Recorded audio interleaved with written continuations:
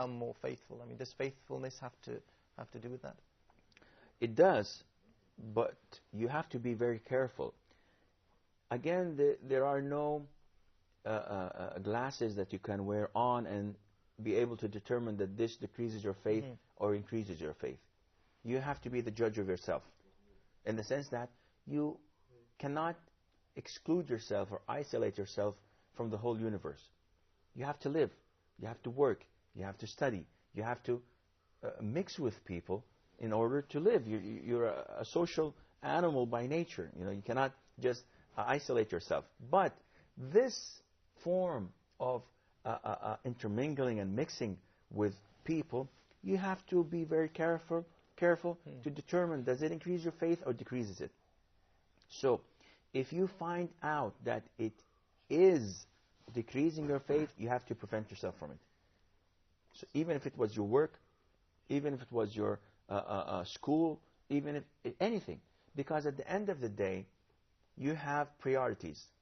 Your priority as a Muslim is to preserve and protect your faith and to protect your iman. Good. Yes, I want to ask a question about the value of knowledge in Islam, and I want to ask, is it important for the believer to have a deep knowledge in his faith, as if he walk along his life on the backdrop of ignorance, this will lead him astray. So let me know more about how knowledge is important in one's life. Knowledge is extremely important in a Muslim's way of living, because without it, you could not determine the things that increase your faith or decrease it. Because if you don't have knowledge, how would I know that this particular action or transaction may increase or decrease my iman?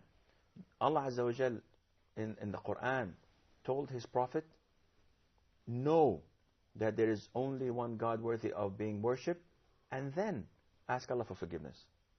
So asking is working, is work. It's a form of deed.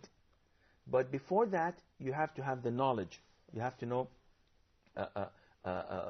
things that you can benefit of and things that can harm you. If you have this proper knowledge, you can go all the way without any problem, in the sense that you can react with the community, you can be a positive person, and you can stay away from the things that harm you with knowledge. If you know that Allah Azza wa Jal is watching you, if you know, and this is knowledge, and this is on the top of the list of knowledge, to know that Allah is observing you, Allah Azza wa Jal is watching you. If you know that if you do this particular action, the punishment would be so and so and so. But if you do not do it, the reward would be so and so and so. This increases your faith, increases your iman by reaching this knowledge. Shaykh Asim, about becoming or increasing your knowledge, is it the same? I'm sorry, increasing your faith. Is it the same for males as for females? I mean, for females to increase their faith, is it the same way that males should do? Males and females in Islam are equal in the religious side, in acquiring knowledge, in protecting themselves. But there is a great role on females in the sense that they are the cause of great temptation to men. So their faith is increased by keeping their chastity, by staying away from exposure, by not exposing themselves to men. This is something very important to increase the faith in the community as a whole. But other than that, females are requested, the sisters are requested to read and recite the Quran as the brothers are. They're requested to keep praying on time like the brothers are, to stay away from things that decreases their iman, exactly like the brothers. Okay, and what about dress in terms, again, for the females, wearing the veil, for example? Some females, for example, with work, it's a problem, and some countries prohibit it. Is wearing the Islamic dress something that also increases a female's iman?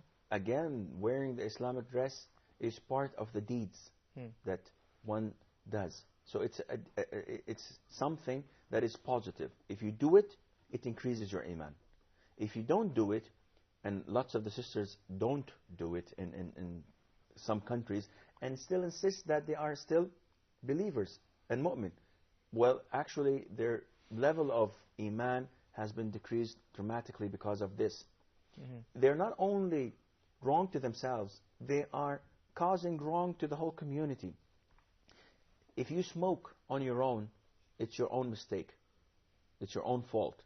But if you smoke in an environment where passive smokers are around you, you are harming them. So the sin is far greater than the other one. A sister that does not wear the veil is a Muslim. She did not nullify her Islam, but she's a bad one. It's like the brother that does not pray in the masjid. He's a Muslim, but he's a bad Muslim, providing that he prays home. But if he doesn't pray at all, then he is out of the loop completely. He's not a Muslim. Therefore, I still say that if a sister wears the hijab, she is doing something positive to increase her iman. And the more attacks she is getting, the more people attack her because of what she's wearing, the more iman and good deeds she is accredited. So the more persistent she is in wearing it, despite the situation or the society, it makes her more faithful. Of course, and see, it's like gold. The more you burn it, the purer it comes. And this is a Muslim. The more attacks he's receiving at the side of Allah, of course, not because he is a criminal or doing something wrong. No, he's attacked only because of his belief. The more stronger he is. I'll go straight to Muhammad, who has a question now. Okay. There is a point I couldn't understand it till now. How can I know that my faith increased or decreased? Is there a sensor, or it is an inside feeling, or is there something happened to me that show me I have decreased my faith, or what? Unfortunately, there is not a sensor or a gauge that tells you that your faith has increased or decreased. But generally, and sometimes it can be deceiving, because if you go to the majority of Muslims who are doing sin, who are not doing the obligatory things that they're supposed to, you could go to someone that does not pray in the masjid, does not fast Ramadan, his wife, sisters, daughters are all, uncovered, wearing Western clothes and exposing themselves. And you talk to him and he says, yes, I'm a very strong believer and I feel that I'm an excellent Muslim. So this is deceiving. There's no sensor that tells you. This is the point. So how can I know? Unfortunately, you can't. All what you have to do is keep on.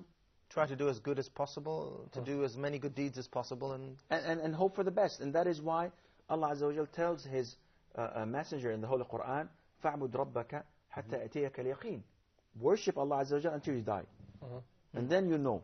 So as long as you're doing the best you can, then Allah Azza wa Jal will reward you with the highest rewards possible. But who knows if this is the best you can or not? It's only Allah Azza wa Jal. So there is no sensor that tells you that your iman has increased or decreased. You can roughly estimate by looking at your track, at your record. If I'm doing good deeds and I'm away from bad ones, then inshallah, let's hope for the best. But if you are indulged in bad deeds, and you're not doing the obligatory things, and your heart is filled with hatred, cheating, lying, envy, and so on, then you have a problem, definitely. Big problem. Okay. Is the Western concept concerning the problem of faith identical to the Islamic one or different than it?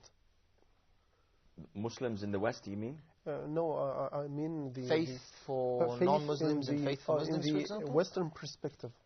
Is it identical to the Islamic one or different than it?